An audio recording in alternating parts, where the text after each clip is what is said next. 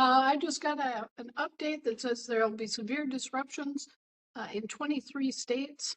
It's primarily caused by a gigantic coronal mass ejection, otherwise known as a sunspot, quite possibly the largest sunspot we've ever seen.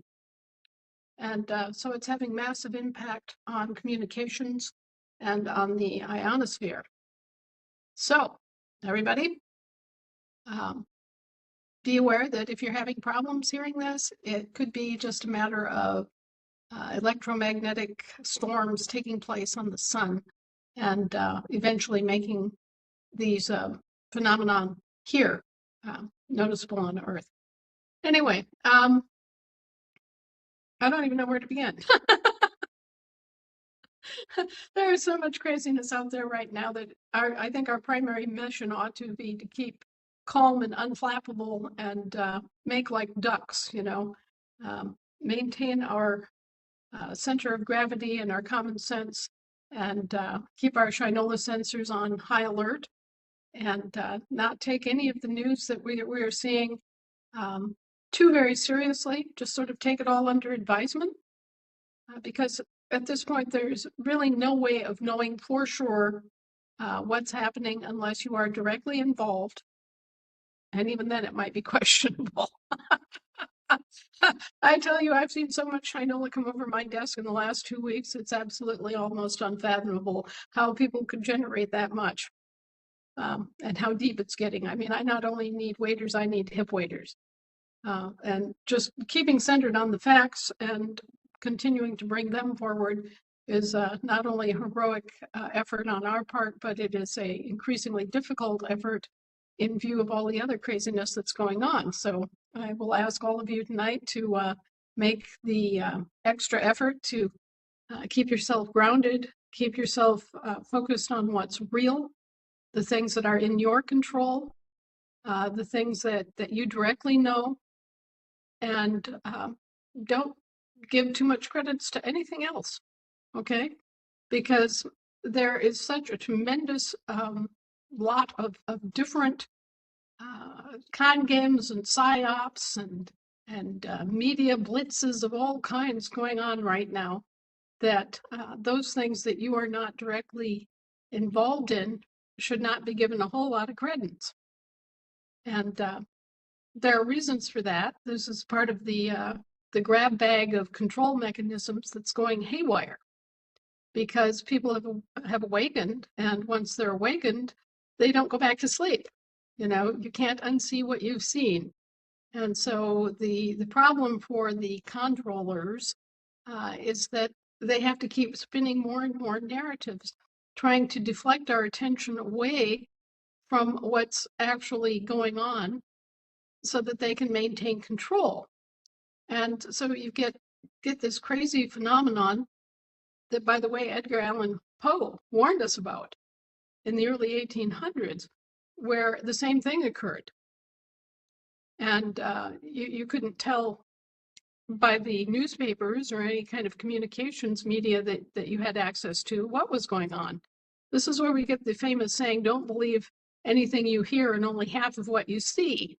And that gives you a good, I think, a good estimate and description, an on-the-ground description in the 1800s, just how crazy it was. You could not literally believe anything that you were being fed in the newspapers, and you could not even believe a lot of things that were going on that were available to see. And I think maybe he was referencing the spiritualist movement that was taking a larger amount of public interest and space for studious endeavors than it had at any time prior to that. We have something similar going on now, and that we're paying more attention to what is being called quantum physics. And quantum physics is it's a realm in which the small has become infinitesimally small. And we're talking about not just atoms or electrons, but we're talking about minuscule parts of atoms and electrons. And we're talking about the interactions between waveforms, photons, and particles that are what we perceive as mass, that have density. And so the scientific realm is expanding into a completely new understanding of the relationship between light expressed as photons and energy expressed as photons and matter. Now, of course, we all have the E equals mc squared formula imprinted on our brains. And basically, whether you want to agree with Einstein that light was the speed of light in a vacuum was the appropriate standard or not, what we do derive from this observation is that there's a relationship between energy and mass. And the energy is, it can be expressed in a number of ways, but the energy that we're talking about is the energy of light, of photons, okay? And what this tells us is that there's a tremendous amount of energy encapsulated in every little bit of appearance of mass. Anything of substance is created by a tremendous amount of energy concentrated as light.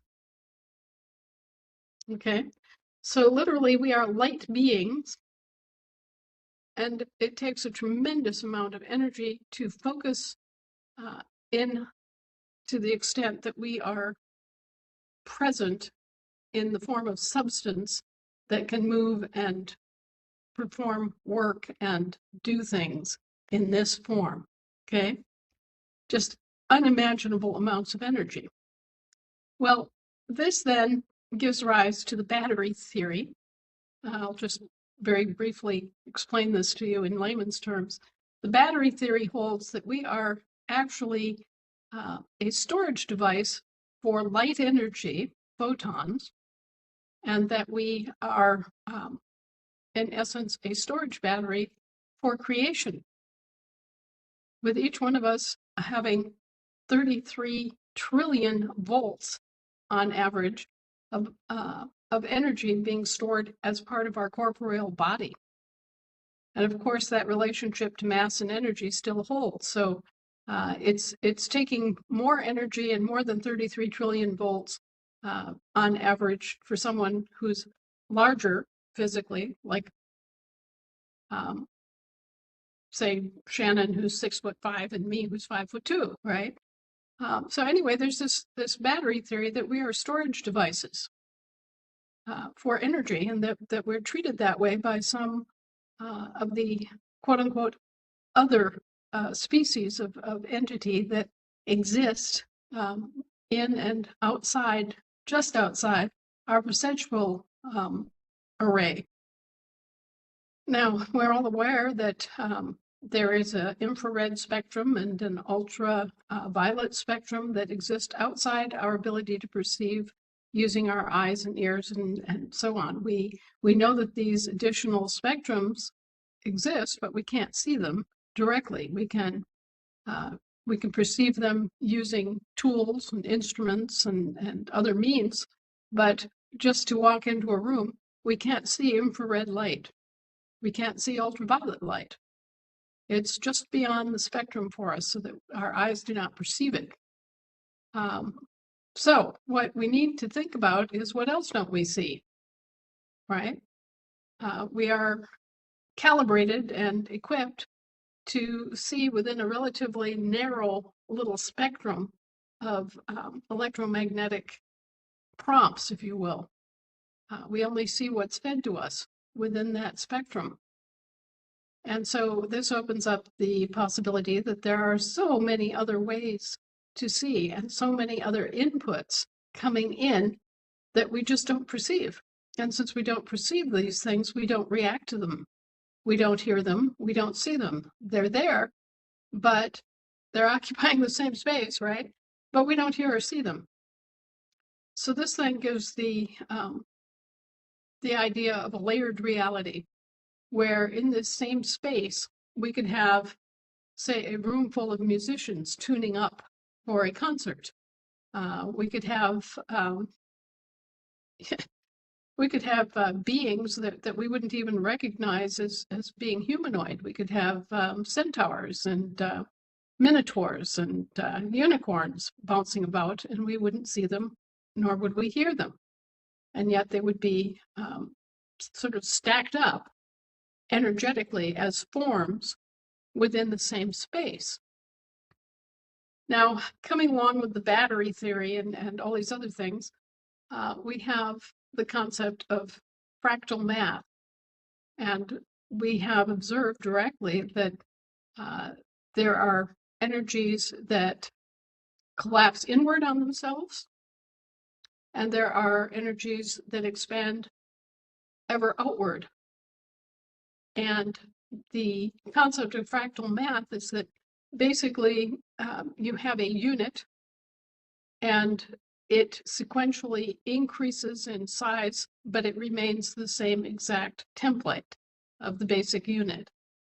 Okay, so you have a tiny infinitely small unit of the fractal that then expands into this gigantic spiral shape that is basically infinite. And yet each part is identical within its own sphere, its own space as the one before it and just ahead of it. And all the way backward and down to the smallest, most minute, to the most unimaginably large conclusion of the fractal projection. And so we have a situation in which increasingly there are theories about people being fractals, each one in their own oversoul progression of who and what they are at each level, sort of like a spiral staircase or like a DNA helix, where you have this progression of different fractals within the same fractal family or within the same soul, right? So I would be the 3D fractal of a much, much, much, much larger entity that would also have much smaller components going all the way down into the subatomic levels, you see. So this is a whole different way of looking at what we are and how we function, and what are the mathematics of the universe that we exist in. Now, all this stuff has been discussed over time by scientists, by philosophers, by mathematicians, and there are very strong mathematical basis theories that underlie all of this. And then there are entanglement theories that basically I, in theory, could energetically be entangled with another being across the universe. Now, an infinity of space could intervene, and yet we could be entangled energetically, and it wouldn't matter how long or how far the spatial distance between two entangled energies were.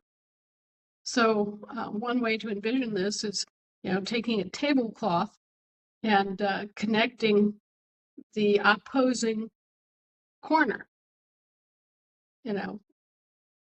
Suddenly it's not a matter of the distance, it's the matter of the touch. It's being able to locate one part of the tablecloth to another part of the tablecloth, just like that, right?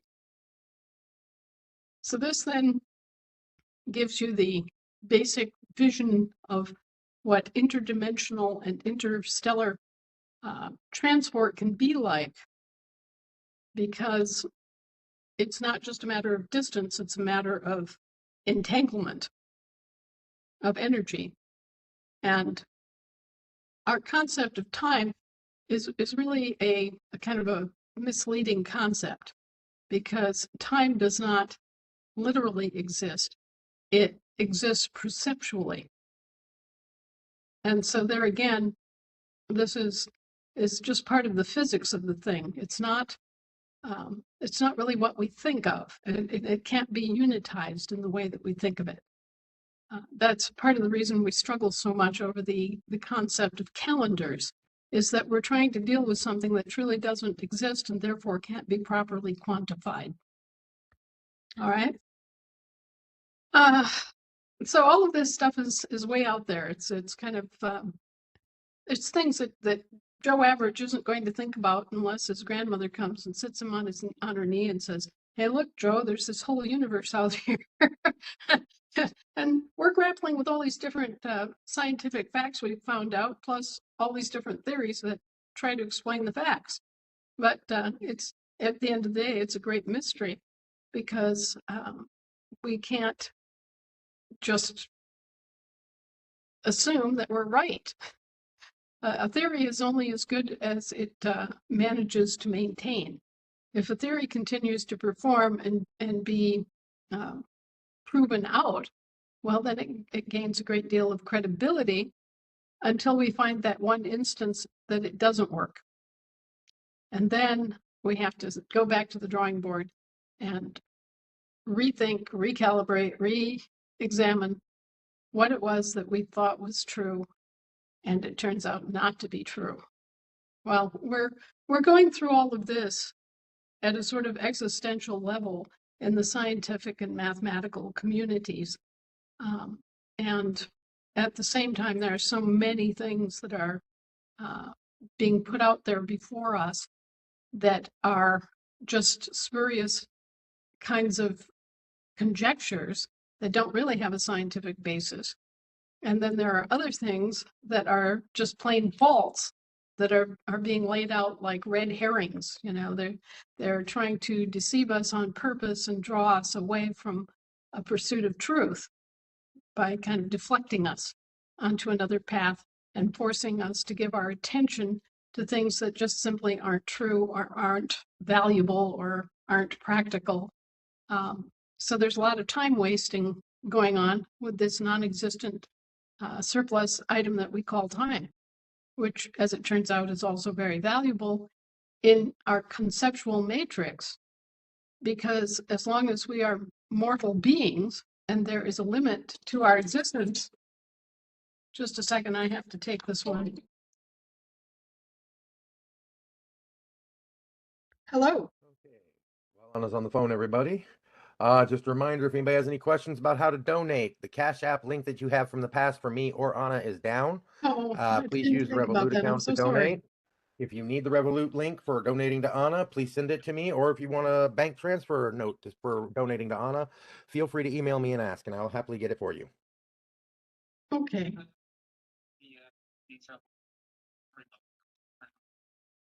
It shouldn't be too long. All right. Thank you. Bye-bye. Young Eric strikes again. Well, we had sort of a technical glitch that we had to deal with. Anyway, got that all done. So this is all part and parcel of what I'm trying to tell you about believing and not believing. Okay, keep your Shinola sensors on, keep an open mind, think about things, evaluate them as best you can, but don't allow that to distract you from your actual physical daily life. You know, keep centered on the things that matter to you, and don't allow yourself to be distracted and alarmed and fall into this anxiety pattern, because those entities and forces, which are verifiably known and evil, really benefit and feed off and pull off some of their best scams in an atmosphere of anxiety and confusion. So it's your job not to be confused and not to be overly anxious. Okay? And I want you to be aware of you know, kind of the big picture of what's going on in the realms of academics and philosophy and mathematics and science, but I don't want you to get scared or have your attention unduly focused on all of this. It's it's like being assaulted by 2,000 barking chihuahuas all at once, right? Don't go there. You have Oh, control you of mean your our lives? attention. Yes, yes, Shannon. Yeah, you want to be able to control your own attention and give it only to those things that are real and those things that are of value for you to contemplate. Because otherwise you'll get tracked off into just an ocean of what my mother would say was useless speculation. Okay?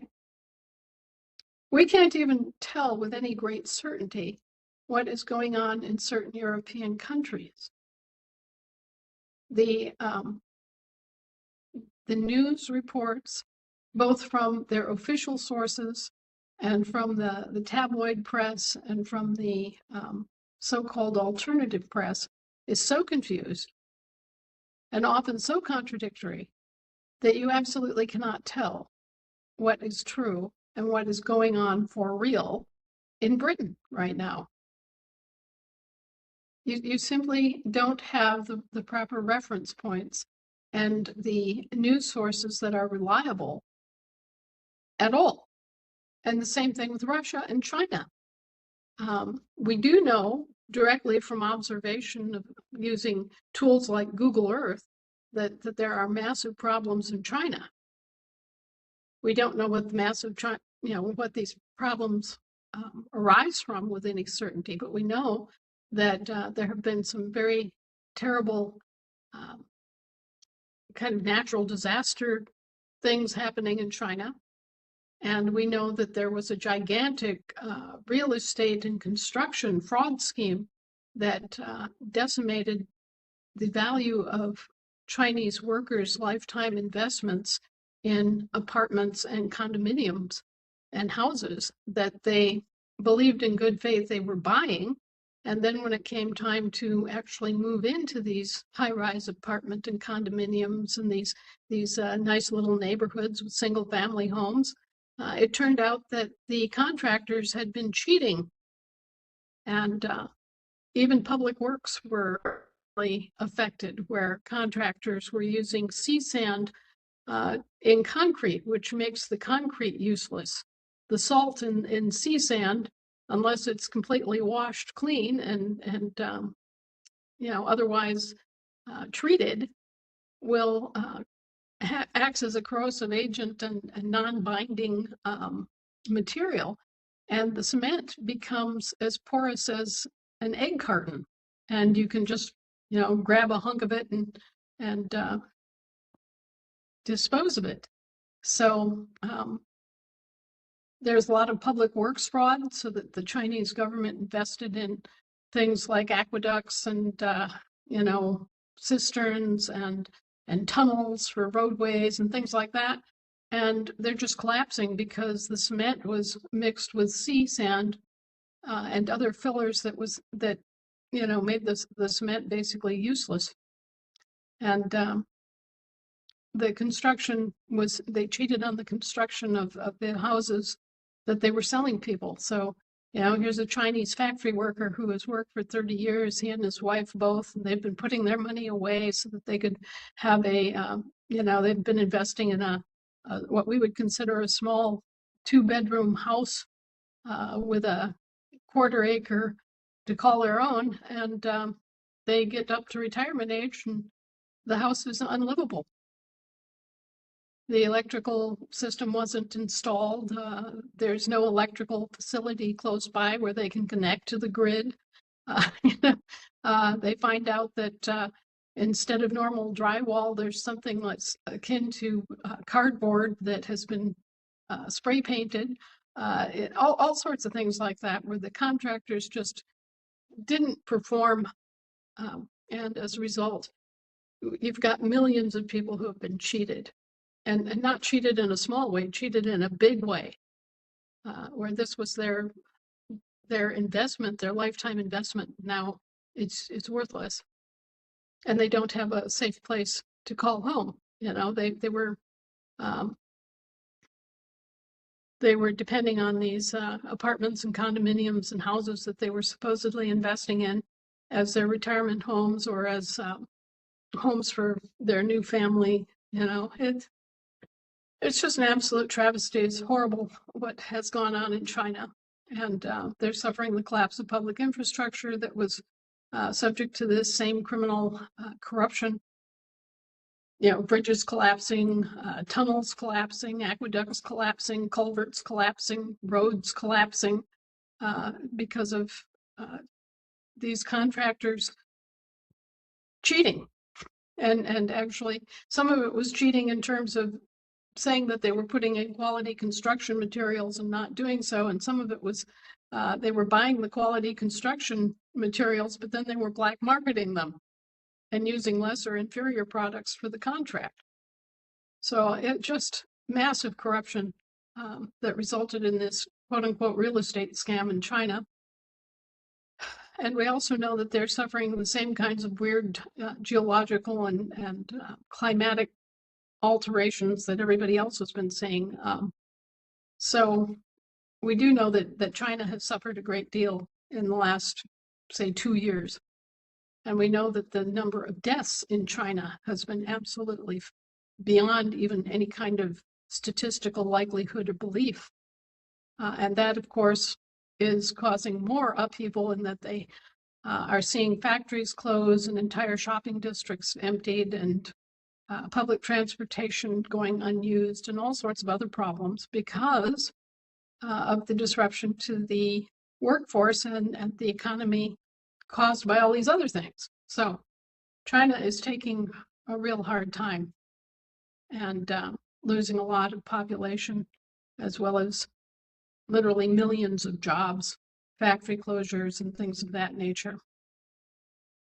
It's quite unimaginable how the Communist Chinese Party could even continue to exist with the kind of misery that is being suffered in China right now.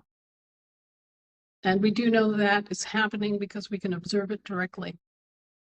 Other things are not so directly observable.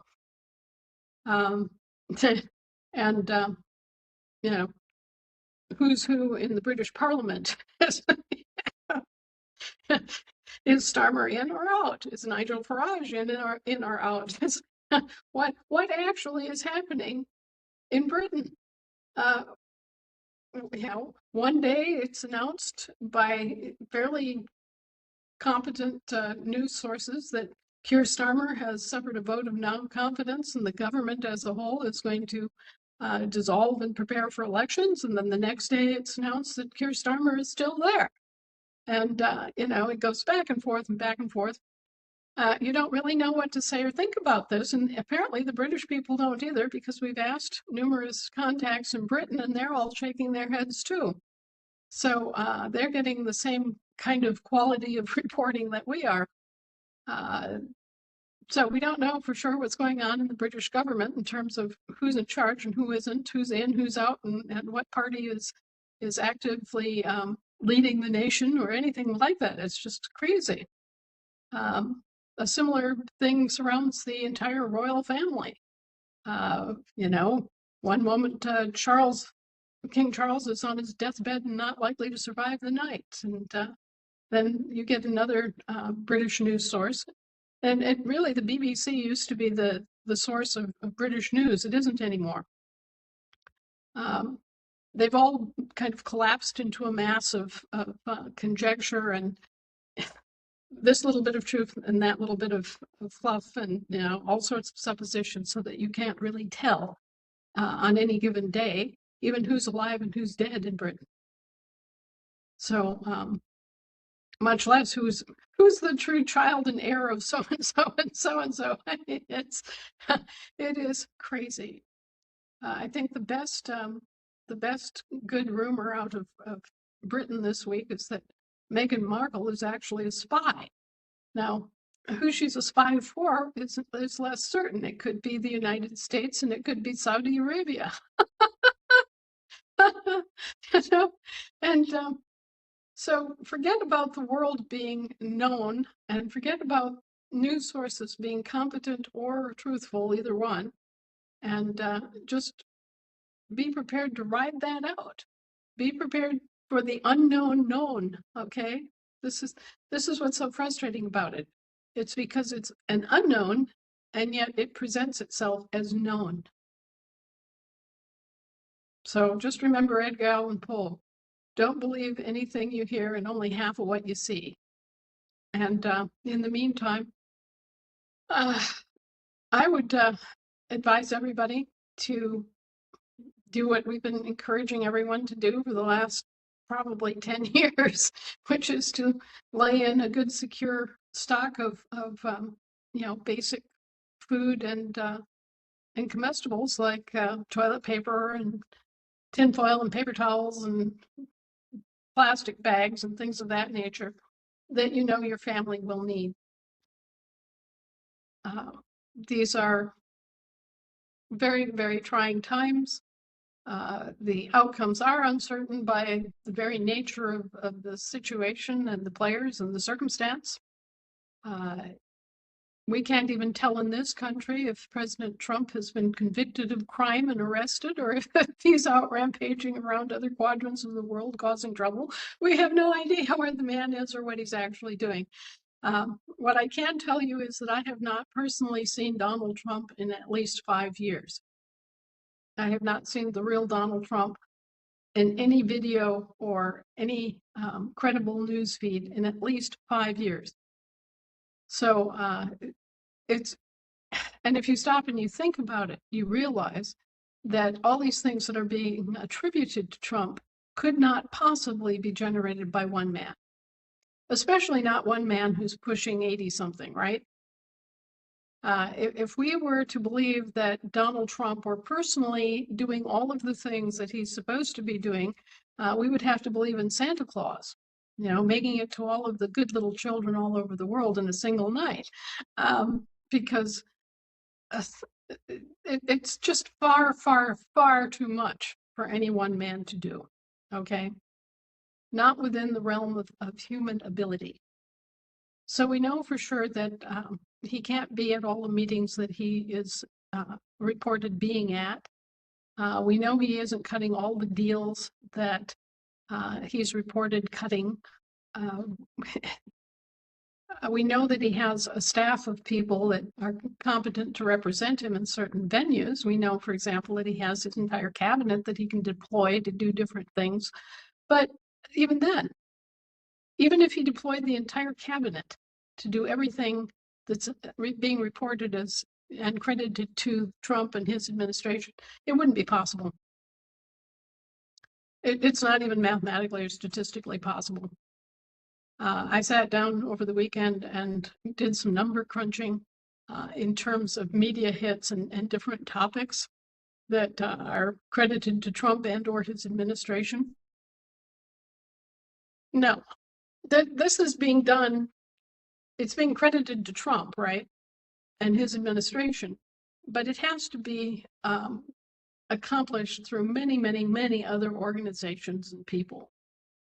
What we're witnessing in terms of Trump is international in scope and in complexity and in deployment, because it would take literally hundreds of people to pull off what he's supposed to be pulling off and his administration is doing.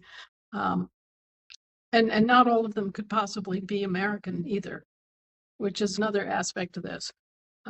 It's apparent, if you're really looking at it and studying it, that other countries are weighing in different venues and about different topics, and they are basically acting as Americans or as United States citizens.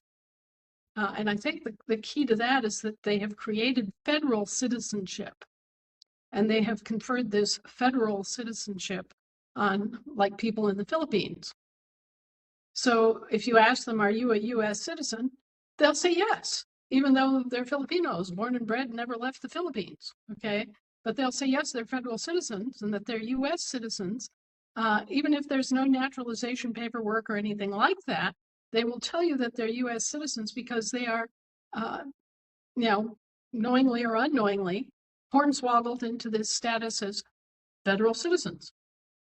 And if that's going on in the Philippines, we scratched our heads and we looked around, and sure enough, it's going on in a lot of other countries too, where people are considering themselves federal citizens. We don't know what federation they are supposedly aligned with, because it's not clear if this is just an outgrowth of the sort of the franchise system, where the USA Inc. Had all these different franchises operating as, say, Australia Inc. and France Inc. and Greece Inc. Okay. And so did the municipal government, the US corporation, have all these different franchises. And so now all these people think that they're federal citizens all over the world. Okay. It's possible. And we are seeing that. We are seeing that there are initiatives being undertaken by people from every possible corner and country that are being credited or blamed to the Americans who are sitting here at home. You know, here we are in Bismarck, in the Dakotas, riding out a winter storm, and there are these other quote unquote Americans in Patagonia who are doing things related to our government, who were born and bred in Patagonia and are still Patagonians as far as I can see, okay? So, just reporting that little bit of news. There is no necessary correlation anymore between being born in the United States and being a US citizen. And that could also explain why we have the quote unquote National Security Council that is 90% staffed by foreigners. And I also want to point out another weird little thing that we have in our bag of observations this week, is that these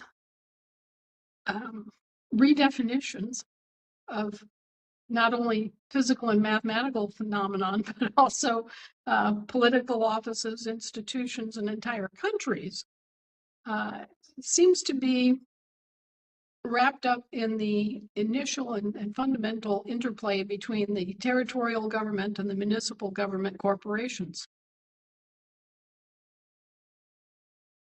It's as if at some point they diverged and started developing their own logo and their own brand and just tried to apply the whole thing worldwide and create this sort of dualistic government superstructure that would make everybody a federal citizen.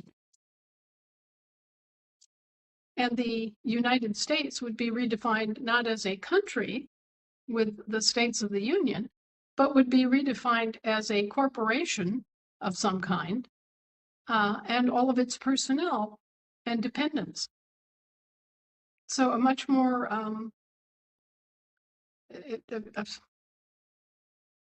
an idea as if we were all on board ship with a captain at the helm.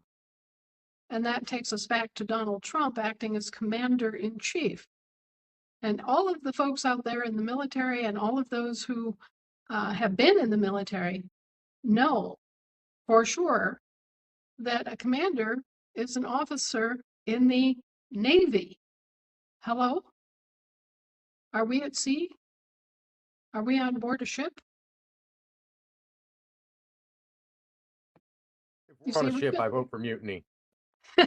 We've been deceived by these corporations, and then to really bring it full circle, all these corporations, except for trusts, which occur naturally, all of them have been created by the Roman Curia. The Roman Curia took it upon itself to dream up all these business models and supply all these definitions and limitations and blah, blah, blah, blah, blah. And, you know, before his death, Pope Francis admitted fully that it was all just crapola. It was all just make-believe. You know, it was all by definition fictional, and that it should have no impact upon the living people. That it's, you know, corporate law is not our law. We're not corporations. You know, what is all this bourgeois, right? And his explanation was that it was a Ponzi scheme that they hit upon when they returned from Spain after the last Crusades and found themselves deeply in debt for the Crusades.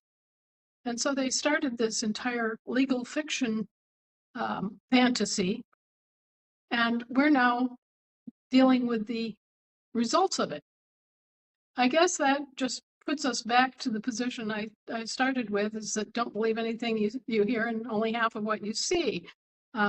Really turn those Shinola sensors on high and be prepared to take advantage of the education you've received, such as not registering. Don't register. If you want to be considered a corporation or a franchise of a corporation and suffer all of the slings and arrows and debts and everything that that corporation is heir to, well, just jump on board and register yourself. If you want your bank account to be subject to seizure, no questions asked, well, register your bank account. We're not registering anything of ours, right? Because registration, by its very nature, means that you're giving up your ownership and interest in something and handing it to something or someone else, okay? So you don't want to register. You may have gotten word that there's been a bail-in bill which allows the banks to just seize your accounts and whatever is in those accounts. And this is true. But this is only a reflection of something that happened some years ago, in which they changed the definition of a deposit.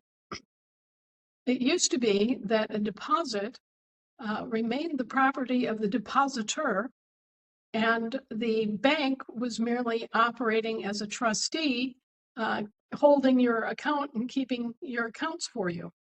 Okay, when I was a kid growing up, if you had a savings account, the bank was providing me with a known service, right? They were keeping track of the money in my account and the flow of money into and out of. They were keeping track of my savings and how much I accrued in interest on that savings every year, right? And it was understood that whatever I deposited in the bank was mine, and it became a liability for the bank because they were then responsible for holding on to my money and getting it back to me, right? In exchange, I paid them a service fee. Every month, a certain amount was deducted from my account automatically to pay for the servicing of the account. And this was all right and fair, and we all knew what it was going to be in advance. And this is the way business was done in America. Well, then, all of a sudden, back about, 1975, somewhere in there, suddenly the banks stopped charging service fees. And they no longer charged anyone for the service fees on maintaining their accounts. Well, what we didn't know was that the ownership of the funds in the account had also changed ownership, and the bank had escaped its liability. The bank now claimed to own whatever was deposited in those accounts, and therefore was liable only to itself and its shareholders for the money. Okay, and some banks got around the legalities of this by considering all account holders shareholders in the bank. And others just took advantage of the situation and said, okay, well, we own everything that's in the bank. It's our bank. They left it with us. We don't really know these people who deposited it. They just deposited it and there's their name and they walked away. We have an address where we can hopefully contact them. Anyway, they started playing all these corrupt games. And as a result, they've technically been able to bail in and grab your money out of your accounts anytime they wanted anyway, because they claimed ownership of it in the custodial sense. And now they've actually made it very official with the quote unquote bail-in law that allows them officially to seize anything in your accounts. Another aspect of that is that they've also converted all of the private bank accounts that you think you have into FedNow accounts, so that you no longer have an account that you think you have at, say, Northwestern Credit Union or First National Bank or, you know, whatever your little local bank appears to be, you no longer have an account with them. You have an account with the Federal Reserve Central Bank, known as FedNow. Okay, you have a FedNow account. And the excuse given for this was that the Federal Reserve notes were issued by the Federal Reserve, and therefore they were owned by the Federal Reserve. And the Federal Reserve then had the right to recoup and claim all Federal Reserve notes that were deposited in any bank anywhere. Don't you like that? Don't you like their logic? You worked, enslaved, and gave up your time on earth to get these pieces of plastic corn. And now they're going to claim that it's theirs and that they own it and that they have a right to, you know, take these Federal Reserve notes out of your account. Well, the bottom line is that the Federal Reserve notes were always part of a fraud scheme anyway. They're illegal. They're evidence of crime, and that's why they're so bent on getting rid of the evidence of the crime. Other than the fact that the $100 bill notes were grossly counterfeited overseas, and that some of those counterfeit bills are finding their way back into our economy. So, I mean, this has all been so grossly mismanaged for so long that it's what came first, the fraud or the fraud scheme. It's, at a certain point, you just have to stand back and laugh because, you know, if you gave a group of 10-year-olds the keys to the kingdom, this is what you would have.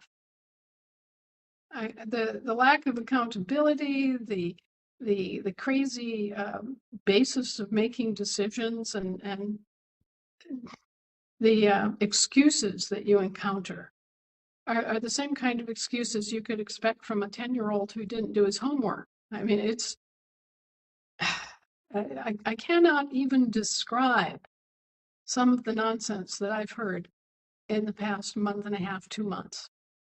And as far as I can see, it's only likely to get worse before it gets better. And the reason I say that is that as more of these groups, more of these institutions realize that they've been caught, and their managers realize that they've been caught, then the motivation for spewing forth these lies and narratives is increased 100-fold. And this is indeed what we're seeing in the media and the news agencies and all the different venues of news and media. Is this mass confusion.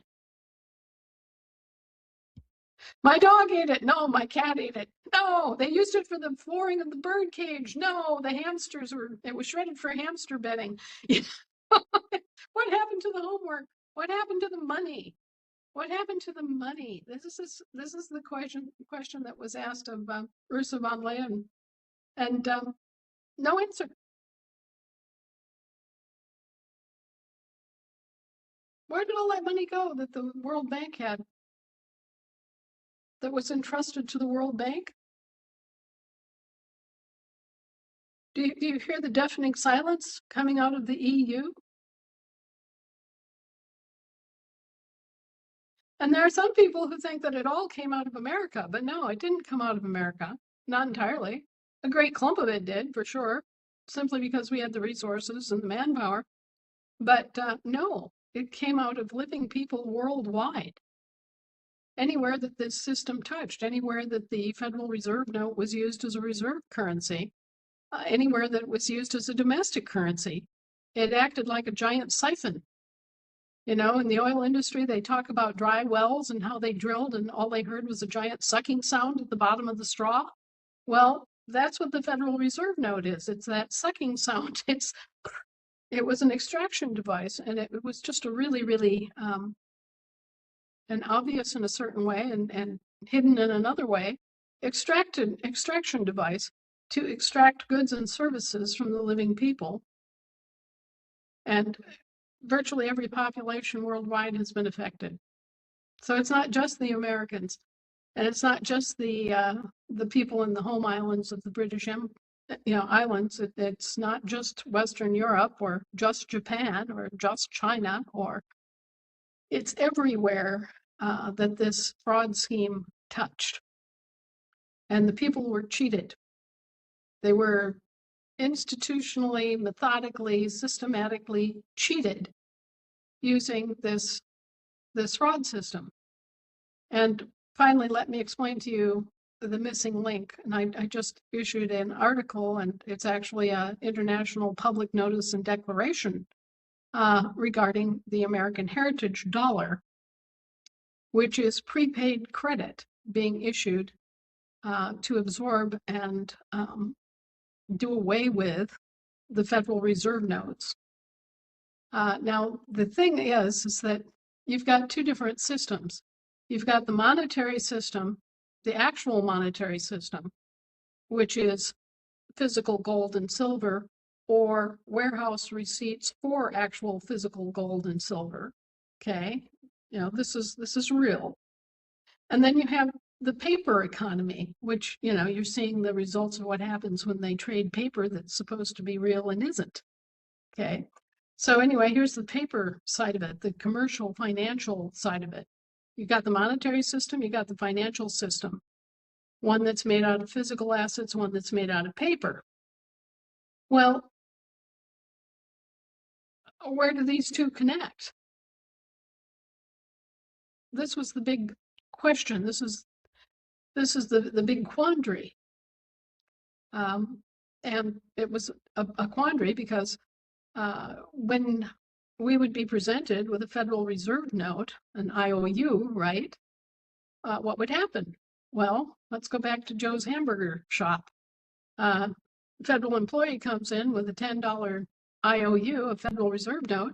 What happens? Well, Joe goes and gets him a hamburger, or an actual factual hamburger that Joe had to work and produce, and that farmers had to work and produce, and that truckers had to truck and cooks had to cook, right? So here's all these goods and services encapsulated as this hamburger that's real. And here's this IOU note, this Federal Reserve note, right? This is how we've been functioning for over 100 years.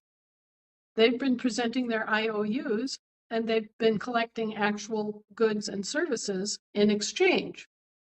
But while their debt was being kept track of as it was issued as Federal Reserve IOUs, right? The credit that was garnered was not being credited in that system at all. Because what? Because one is a physical asset naturally belonging to a monetary system, right? And one is a credit or debit instrument operating in the financial system. Okay? So where's the connect between reality and paper? How do you account for the actual goods and services related to the IOU over here in the paper system? Okay, so there was no connect.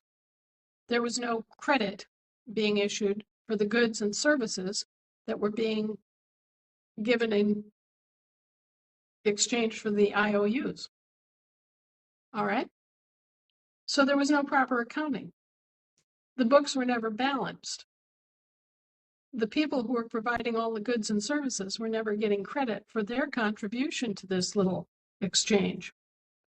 And so the debt, which was kept track of by the Federal Reserve, every time it issued a dollar bill as an IOU, that was, the debt was being tracked, but the goods and services being exchanged for that was never being credited. So the missing link is what we call prepaid credit. And we're all pretty well aware of what prepaid credit is, because most of us, I think all of us at some point or another, have received a gift card, right? And this is where someone has gone in and actually bought this little single-use credit card type thing, which, I don't care what it is. It could be, $25 credit at Subway sandwich shop, right? you get this little card and then you can go charge that much at Subway. Okay, it's a gift card. Someone else paid the $25 amount, and then you get to go cash in on it, right? It's a gift card. Well, that's a prepaid credit. It's been prepaid, and now you get to go take advantage of it without paying anything more, right? Okay, so the prepaid credit is what's missing. That's what was never part of the equation. That's the missing element in a balancing of the books. Because you had this debt, and because the actual goods and services were never reinterpreted or redefined as prepaid credit and brought against the debt was never canceled. But actually, the debt should have been canceled virtually, if not entirely canceled, during the first exchange, right? You got a $10 bill, you got a $10 hamburger. Poof, it should have disappeared, right? That should have been it. It should have been a zero-sum transaction. The only possible thing that could have kind of lingered over into the second transaction would have been the cost of printing the bill. So what if it costs you 5 cents to print a $10 bill? Okay. So then in the second transaction, when that same bill gets presented to another person and they wind up giving goods and services in exchange, that would pay off that 5 cent printing cost, plus yield a 95% profit for the perpetrators who were, well, it would actually be a $9.95 profit, right, for the perpetrators, above and beyond any cost of printing. Anyway, within 2 transactions at most, that debt has been paid off. It doesn't exist anymore. In fact, you're already beginning to accrue credit over here, right? You're already $9.95 on the credit side. Absolutely, with no question, no doubt. And the debt has been paid off. So what happens? Does this note go away? No. There was no mechanism put in place to withdraw those IOUs from the market. It should have been marked paid in full and destroyed. But instead, that same $10 bill just got passed on and on and on. And every time that it got passed on, it continued to extract actual goods and services out of the economy in exchange for what? A promise for somebody someday to pay something. If you actually look at Federal Reserve notes, you'll see that it's signed by 2 officials from 2 different governmental corporations, and yet there's no mention of what it will be repaid in or as, and there's no repayment date. So it's not even a negotiable instrument. It has no sum certain in any particular species or currency or even commodity that is stated as what is the medium it will be repaid in, right? And it doesn't have a debt for repayment. So it's what we call an open-ended, non-negotiable note.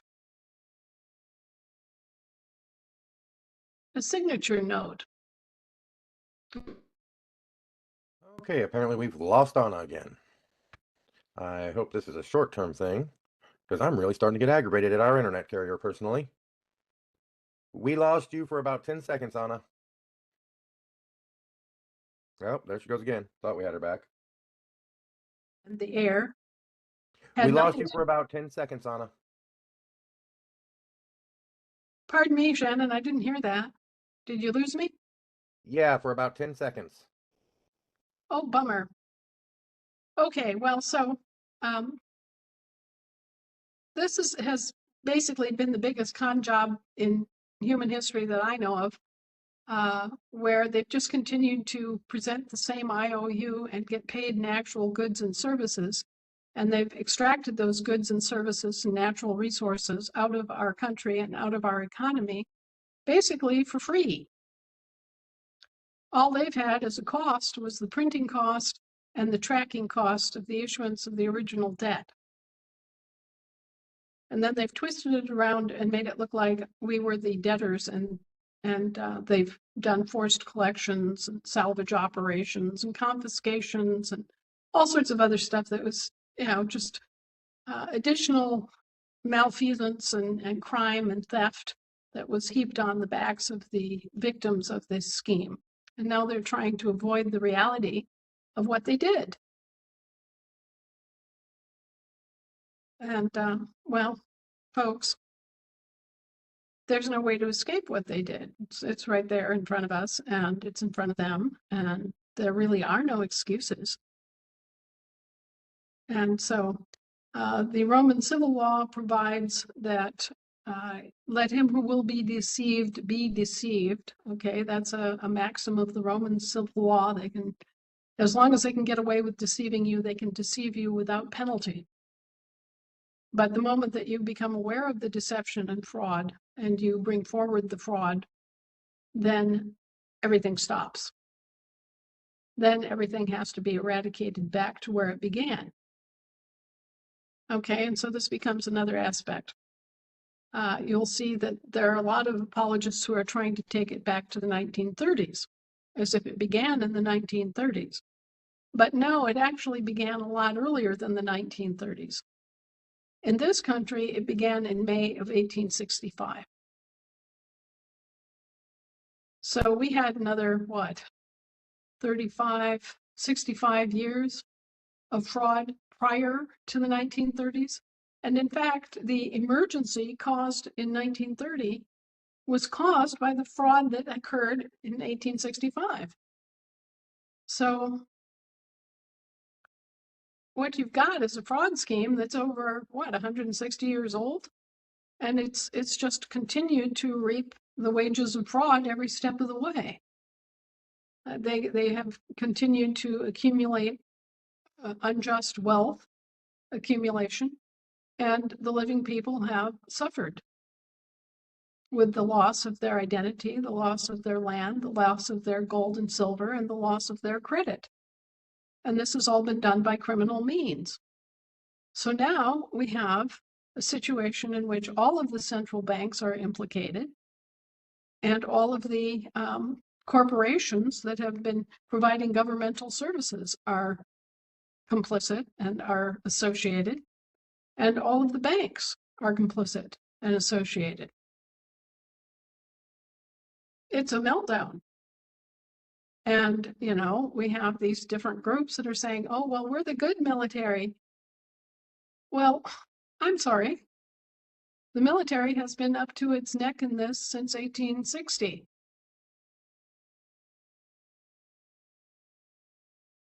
So just because you're military and you say you're good doesn't mean that you are. The only people who are good and the only institutions that are good in this entire fandango are those who put a stop to it and who bring this fraud to a successful conclusion of restitution to the victims, and not another repeat of the same old crap.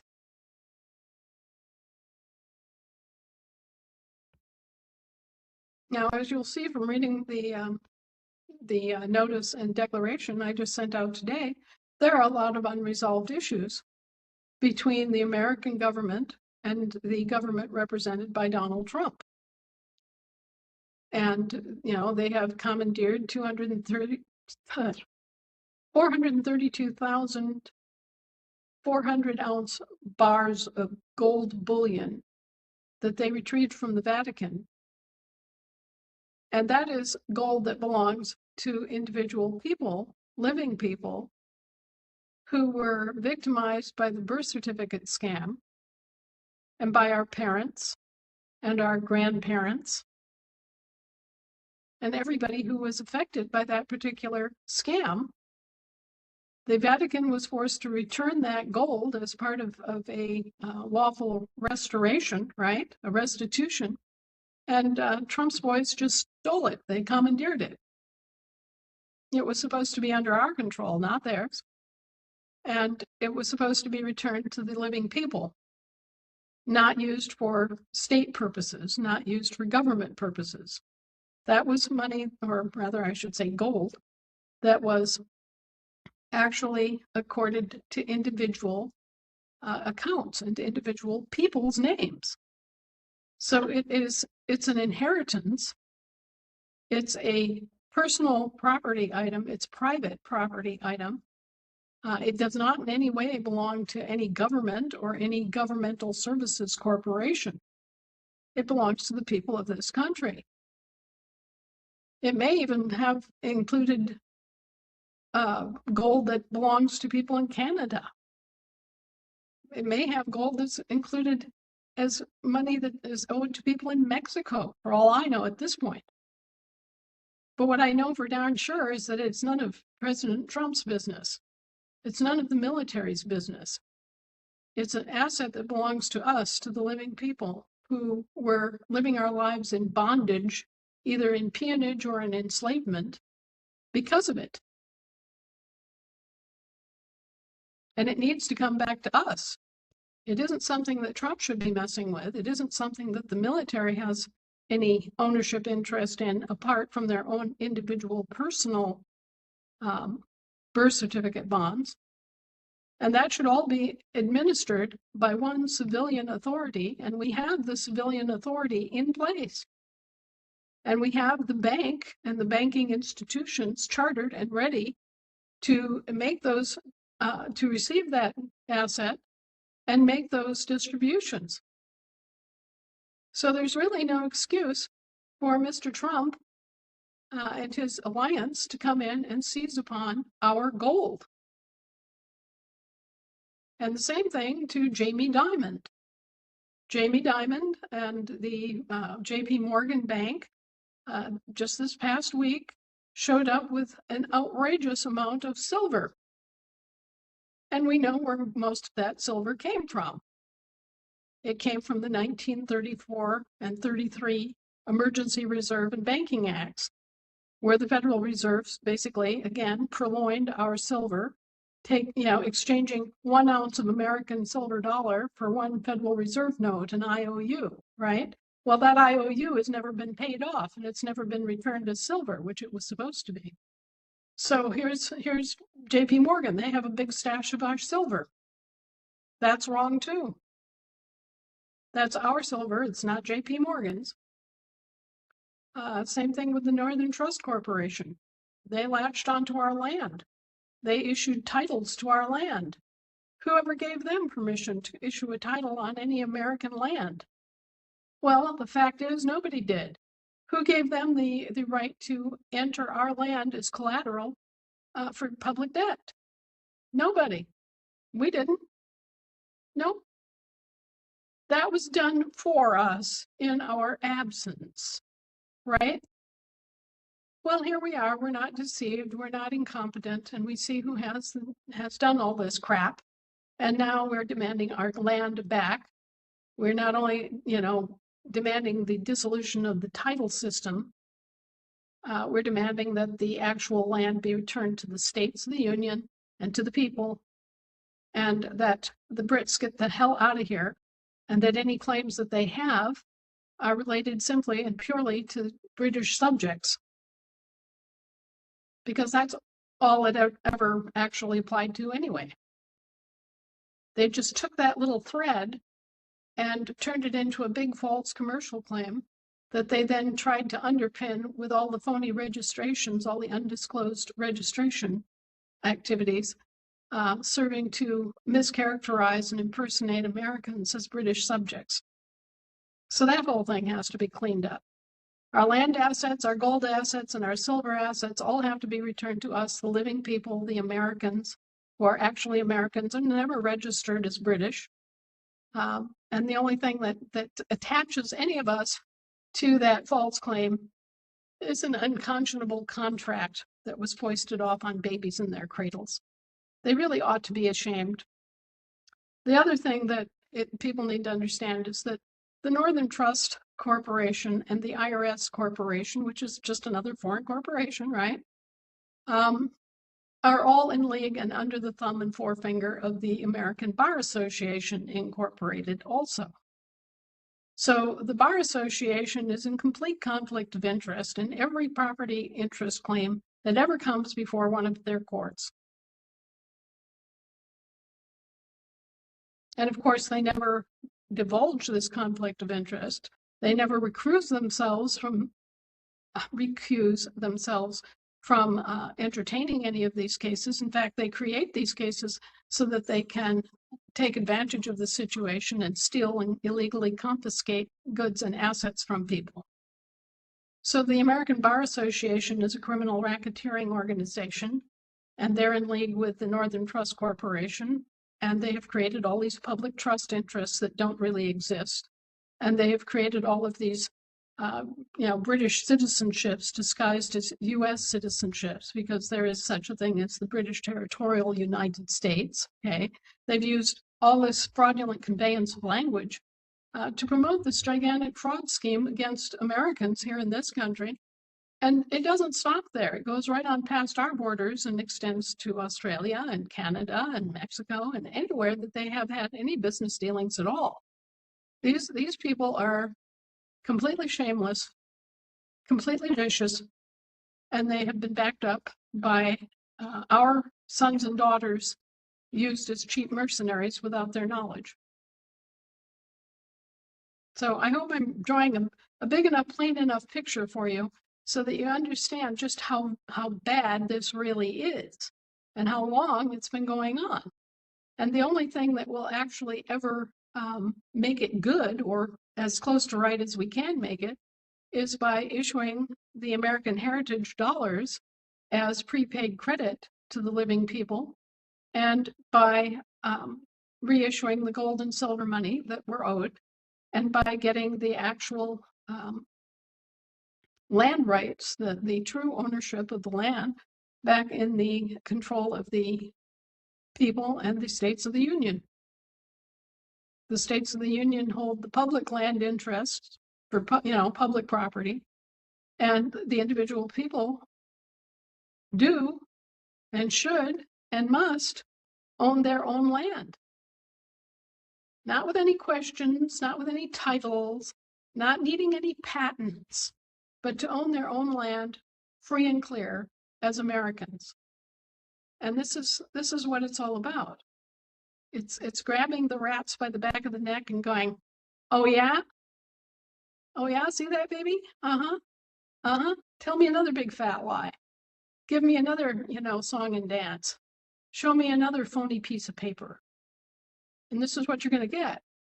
Now, people can criticize all they want, but I'm not interested, and never have been interested, in putting out all the brush fires. There are 320 million Americans, at least. Okay, that's a lowball number for how many of us there really are. But there are at least 320 million Americans on the record who've been cheated like this. Now, we can go at this on a brush fire basis, and each one of us can fight our own individual battles and just sort of sit around and wait our turn to be, robbed and reamed. Or we can demand systemic correction, an end to this system, an end to these false commercial claims, an end to these false public trust interests, an end to this evil, coercive, corrupt system of substituting commercial corporations for government, an end to the quote unquote special relationship in which the British commandeered our public policies and our congressional activities and everything else, an end to the entire piece of rotten suck. You can know what I'm going to say. An end to it all. An end to that entire system, and the beginning of a new, clean, dedicated, honest, upfront system. Now we have that clean, clear, not associated with the old fraud scheme system ready to go. We have our own chartered banks. We have all of that done. All that needs to happen is for us to sweep away the old crap and start over with a clean deck, simple accounting, and legitimate claims. And that's what we're pushing for. It's like I said many years ago. Yeah, we can spend all of our time and interest and money putting out brush fires, or we can go after the arsonists. Now, doesn't it make much better sense to go after the arsonists? I put it before you just that simply. The arsonists are the members of the bar associations. The arsonists are the bureaucrats that have been complicit in setting up and running this system. The arsonists are the politicians who sat in the catbird seat and never told you one damn thing about any of the crap that was going on in your name and the money that they were spending that was totally against your public interest.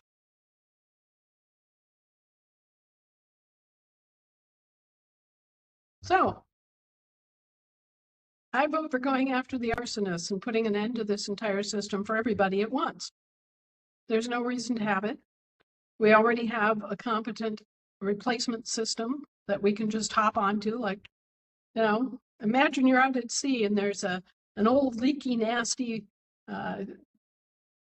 decrepit vessel that's sinking.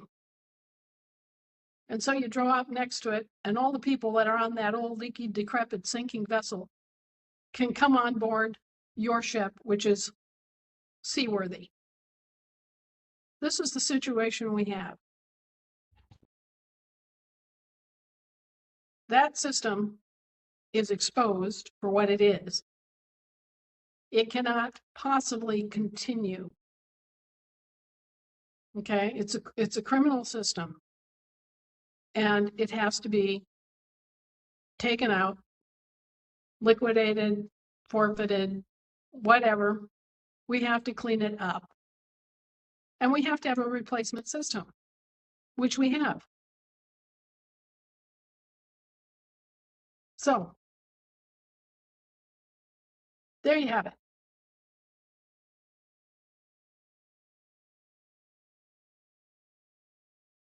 Okay, so we ready to get to some questions? We got about 30 minutes for them. Okay. All right, question for Anna. When will the rest of the de facto judges and LEOs when will the arrests of the de facto judges and LEOs begin? May I be of assistance, please? When we and can a very convince, nice reason why. when we can convince enough people that that has to happen.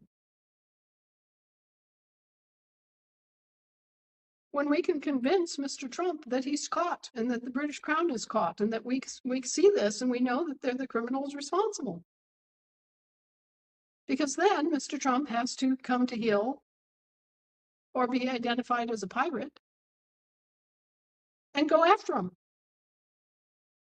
All this stuff that you're seeing in the news, they're cracking down on all the fraud in Minneapolis, and they're cracking down on the drug trade that's going up to Greenland and out of Venezuela and all this stuff. Well, they're finally cracking down on actual crime to make it appear that they're useful, which they are, and that they're doing their job, which they are, but they're stopping short of correcting their own operations. They're stopping short of actually arresting the members of the Bar Association that have been complicit in this.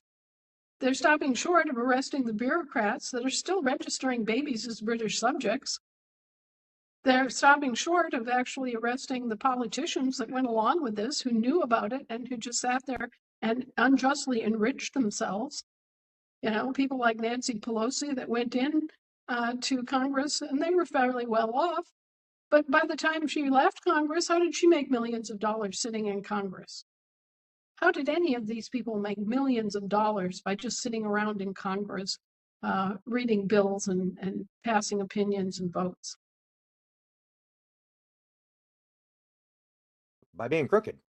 Right, by being crooked. And so enough of us have to get up on our hind legs and say, enough of this bullshit. We know what went on, and we want to see these people arrested, and we want justice. And it was your mismanagement of your corporations that created all this mess, so it's on you, folks. Now, we are replacing our officers that were defunded. Our federal marshals were defunded, and as a result, an entire huge hole was opened up in the middle of our country in terms of smuggling, human trafficking, drug running, counterfeiting, all these crimes were left without enforcement because those are all international crimes. And the federal marshals were supposed to be there to prevent those crimes. But when the federal marshals were defunded and we were left with nothing but U.S. marshals, the U.S. marshals are only good for on the sea and on sea lanes. So guess what? They could only do enforcement activities along the interstate highways and places like that. They couldn't do what they needed to do to stop the kind of international commercial crime and corruption on the land jurisdiction. And they had no counterparts that were funded on the land jurisdiction. So we're replacing the federal marshals with the continental marshals. And we will soon see some, fruits from that, in that we will have a much larger group and we'll be able to actually, intervene in the crime syndicates that have been operating on our states of the union. And we'll also have our assembly militias up. Our assembly militias will be able to intervene and stop crime in the states of the union. Our sheriffs in our counties will be able to intervene and stop crimes in the state of the unions. But ever since the federal marshals program was defended, the first line of defense was gone. At the international level, the first line of defense was gone. And ever since they, quote unquote, federalized our state militias and created the quote unquote National Guard, the second line of defense was gone and under control of the same criminals that promoted and created this entire system of corruption in the first place. So that left it down to the level of the county sheriff. And in the 1960s and 70s, the county sheriff was undermined. And that was just purely a matter of forgetfulness and people being ignorant. But in any event, this has become one of the most lawless countries in the world. And Ukraine was being used as a crime base too. But with the war in Ukraine, the criminals haven't been able to base their operations out of Ukraine as handily as they did. And that has forced them to come back to the United States and try to make use of the United States as a crime base.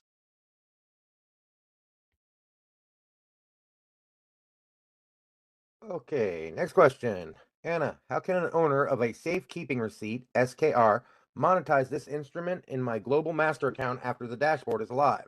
It's my first time depositing an SKR. What can I expect accrued value from this? An SKR is what we call paper gold or paper silver. It's supposed to be a safekeeping receipt. That's what an SKR is. And a bank, by issuing an SKR, is affirming that it has X amount of gold or silver that is owned by whoever the SKR is assigned to. The problem is that you usually don't know if that's allocated gold or unallocated gold, and 9 times out of 10, it's unallocated gold or unallocated silver. And when it's unallocated, it means that you're being rooked in the same way that mortgage-backed securities were sold. You're holding a mortgage-backed security in all likelihood. And in actual fact, what does that mean? If you remember the mortgage-backed security scandal, these Sharpies took all these different mortgage notes and clumped them all into a pile, into a group. And then they sold these unitized collections of mortgages as mortgage-backed securities. They created another secondary product, another securitized commodity that they could sell. Okay, so they sold you mortgage-backed securities, but here's the problem. That doesn't leave you with a claim against any one house or any one mortgage. And what happens when individual mortgages within this package that you bought start to fail? Well, then the bank, acting as the primary interest holder, forecloses on that mortgage and on that house. The bank takes the house back, and you are left holding a securitized package deal in which 1, 2, 3, 5 dozen mortgages have suddenly disappeared. And you're left holding a bag with however many other investors that's empty because the banks have already taken any asset of value out of the bag, you see.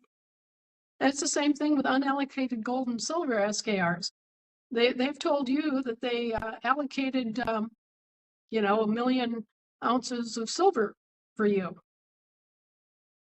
You're holding it. You have the receipt. You have the SKR. That you have the proof that at that given time when the SKR was issued, that there was 1 million ounces of silver there. Problem is, chances are, it was never allocated. That is identified as belonging to you. Just like with the mortgage-backed securities scam. Oh yeah, you own this mortgage-backed security. You just don't own any of the mortgages specifically. Oh yeah, you own this SKR for 1 million ounces of silver, but you just don't actually specifically own any 1 ounce of gold because it's unallocated. You see the scheme? You see the scam? You see the corruption?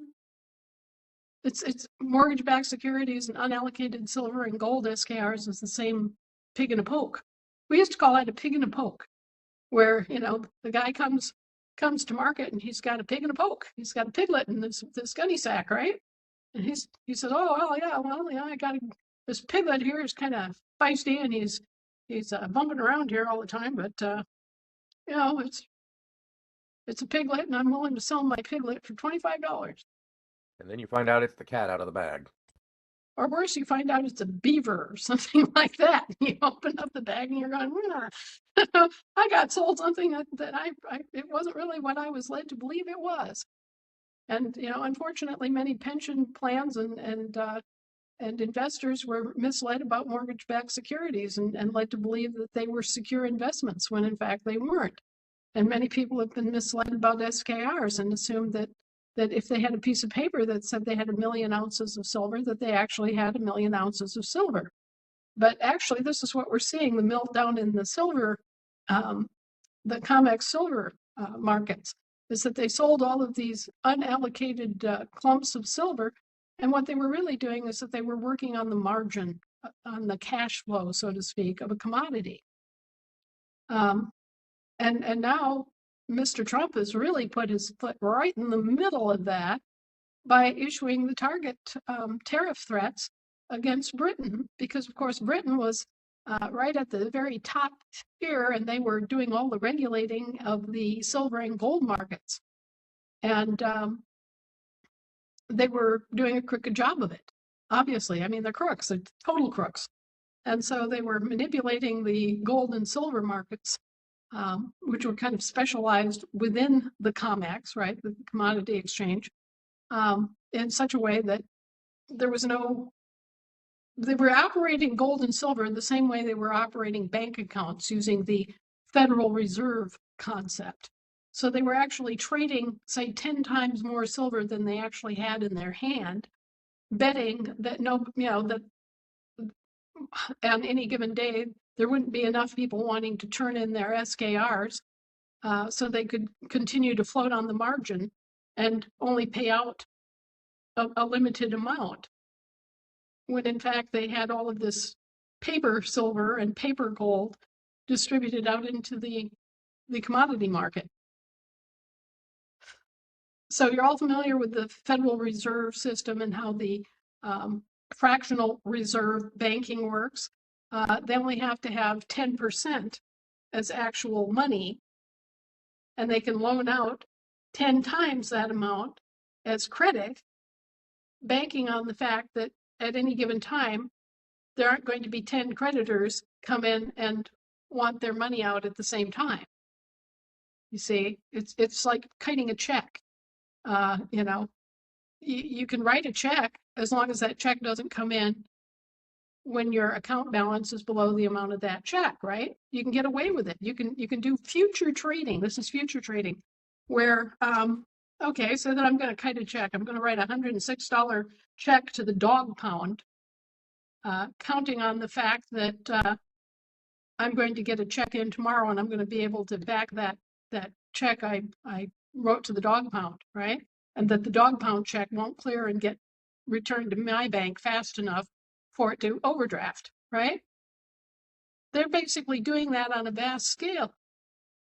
And what Mr. Trump's action of imposing a 10% tariff does is that it backloads the risk and expense of doing that, because not only do you, when you move actual gold and silver, you got all of the cost involved in doing that you have to be able to make up in so-called bank arbitrage, which is, the margin that you can get from equalizing the commodity prices.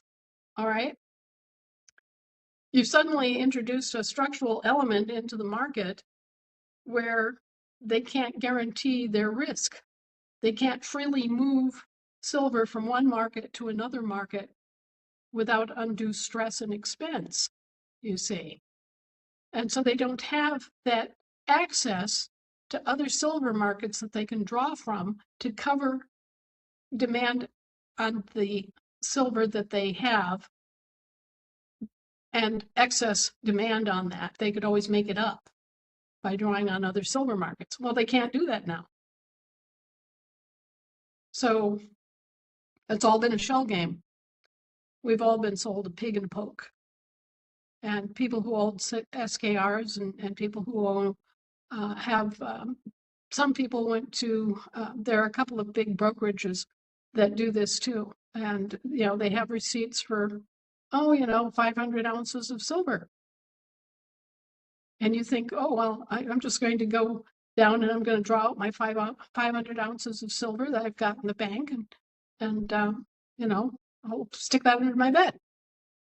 This is what a lot of people thought. But they don't actually have 500 ounces of silver sitting in the bank. They gave you paper silver. They gave you unallocated silver that wasn't even in their bank. It was somewhere in the bank system, right? At a given point in time. Okay, so you come to the bank and you say, yes, or the brokerage or, whatever organization that you bought this 500 ounces of silver, and they gave you an SKR, they gave you a receipt or, whatever. So you have this instrument in your hand that guarantees you 500 ounces of silver. And the first thing they do is they delay you. And they say, oh, well, this is unallocated silver. So we'll have to change the status of this from unallocated to allocated, because we're actually going to pick particular ounces of gold or ounces of silver out of the inventory and prepare to deliver it to you. Okay. Okay, and you inquire, well, that's going to cost you 5% for the conversion from unallocated to allocated. And then there'll be this other fee for doing this, and there'll be this other fee for doing that, and then there'll be another fee for this, and another fee for that. And by the time you get done with it, it's about, on 500 ounces of silver, it's $1,500, say. So you have to cough up $1,500 in pursuit of getting your silver. All right, so now it's changed from unallocated to allocated silver. And then you're still sitting there going, well, yeah, I want my 500 ounces of silver. When can I pick it up? And they say, oh, well, it'll take 8 weeks, maybe slightly longer. And why is that? Because you're still thinking that it's sitting in the back room in a vault, right?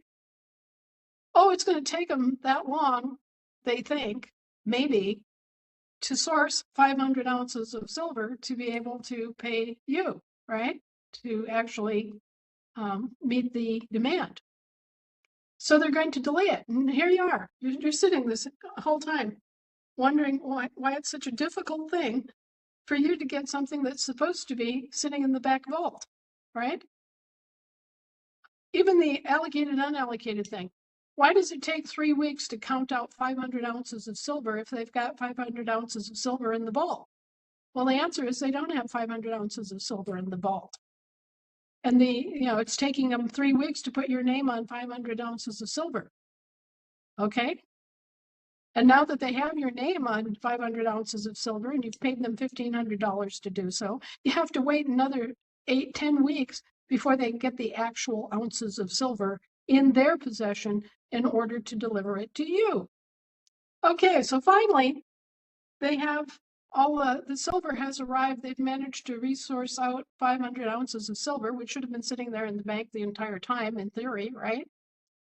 It's 2.5 months down the road, and you're $1,500 short, but you're anticipating the delivery of the silver finally.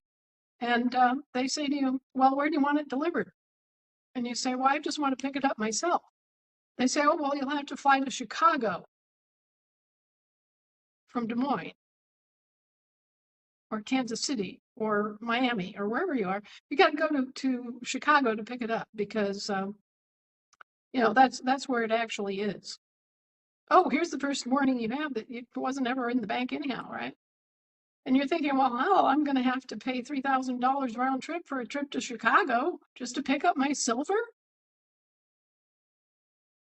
About this time, you're rethinking the whole thing, right? And they're saying, but if you would sell your silver, back to us, it would be ever so much easier. Because of course, then they reduce it just to paper transactions. They At a don't have to loss. produce this, right? And they don't have to actually produce any silver anyway. They just, do a bunch of paper fusticuffing, and then, there you are again. Okay, but say that you decide that you're going to go to Chicago or take the alternative route. The alternative route is that you have to have your silver delivered to a licensed bullion bank or repository. And it turns out that there are only a handful of those in the entire country. So you might have to take a trip to them too. At the end of the day, you're going to have to personally appear and collect that 500 ounces of silver, and you're going to have to take responsibility for its transport and for its security.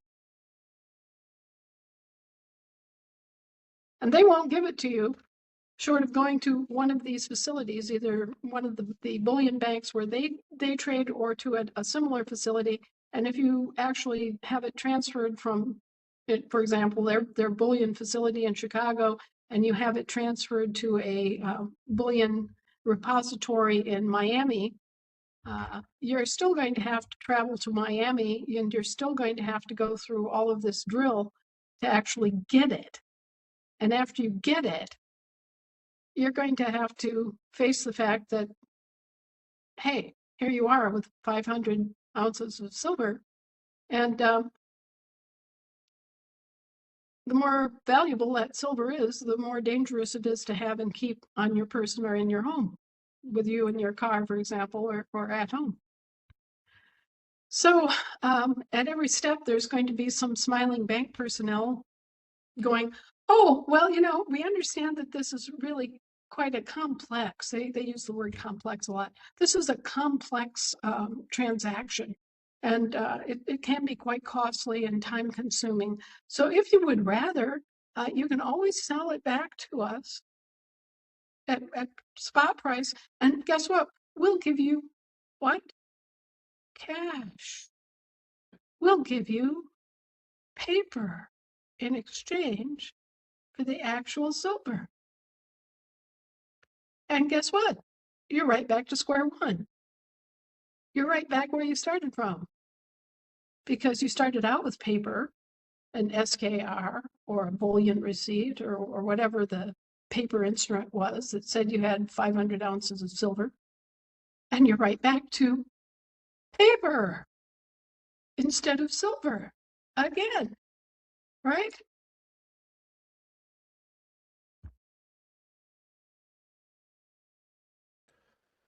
All right, Anna, we've got 2 minutes to 7, so we should probably be calling it. I got to go see my new grandbaby. Shannon has a new grandbaby, and an interesting story. This was a cryptid pregnancy.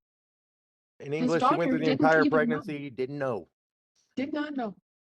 I'll let him tell it.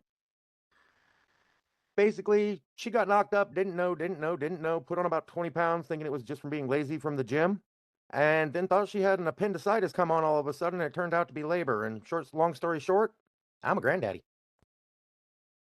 He has a brand new baby girl.